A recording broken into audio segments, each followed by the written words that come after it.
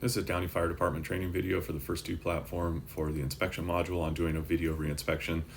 We're going to be using the PowerPoint that we used for training because it's difficult to demonstrate with one person doing a video follow-up. So what you see here is we have come back into an existing inspection. So we went out, did the inspection in person, we finished the inspection with violations, we scheduled a reinspection for will call, and that will call reinspection in the inspections tab under my inspections was sitting there available and ready with a play button. So we would press play to restart the inspection or start the reinspection, and then it'll come up. We're doing the form test for demo purposes. The timer has started again, and in this case we're going to utilize the video reinspection tool to do the reinspection from the fire station without having to go back out to that occupancy, whether it was an expired extinguisher or some other violation that can be remedied with a video conference call to have the occupant show us that the conditions have been corrected. So you would call the contact with the business phone number or the contact phone number, ask them if they're ready, and once they said they were ready, you go ahead and click this icon with the little video camera, and then you will launch into this window will open so that you can select your media and begin your conference or your video reinspection call.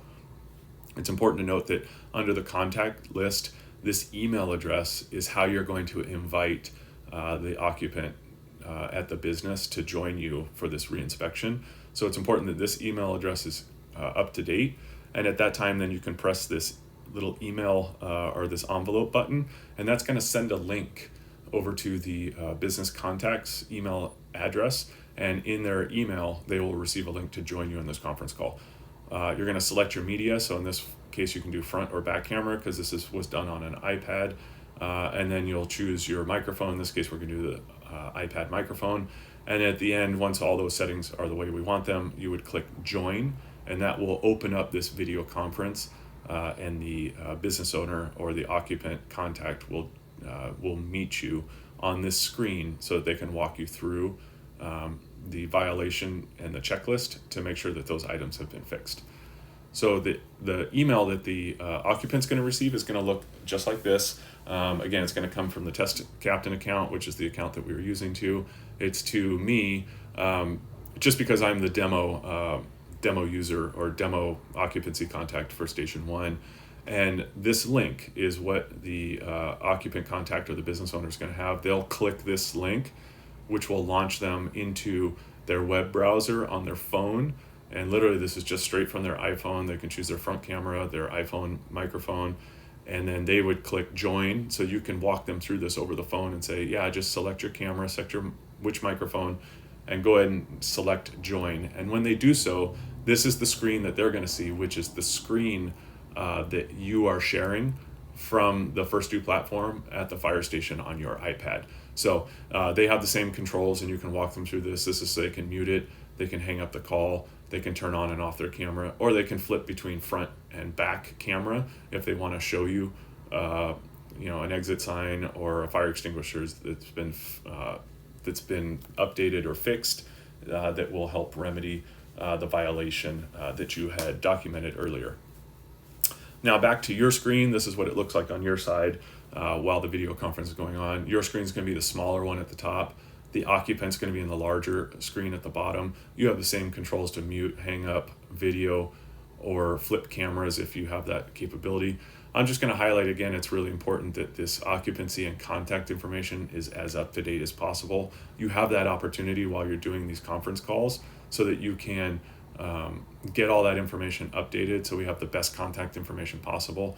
When you're on this video conference with the occupant contact and you're re-inspecting, you just click checklist, and in the checklist you're going to be given the option where they were previously failed from the notice of violation that you had given and what caused this reinspection, that you'll check corrected, and corrected will indicate that you have done a video conference and seen that the conditions that were highlighted in the violation have been corrected.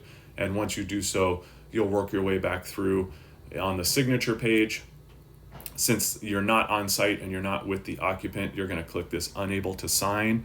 And the reason being is that it was a video reinspection. And after you click the video reinspection, this grayed out inspection report will become live, and you'll be able to complete your inspection like we were doing in our other video for completing inspections. And it will, once you hit complete, as long as all the violations have been cleared and the video conference accomplished what it was supposed to do, it will then send an inspection report back to that email address for the occupancy contact, letting them know that they have been cleared of the violation and they have an updated report to reflect that. And at that time, you would just go ahead and close the inspection, and it is now complete. And that's a quick video reinspection overview in the first 2 inspections module.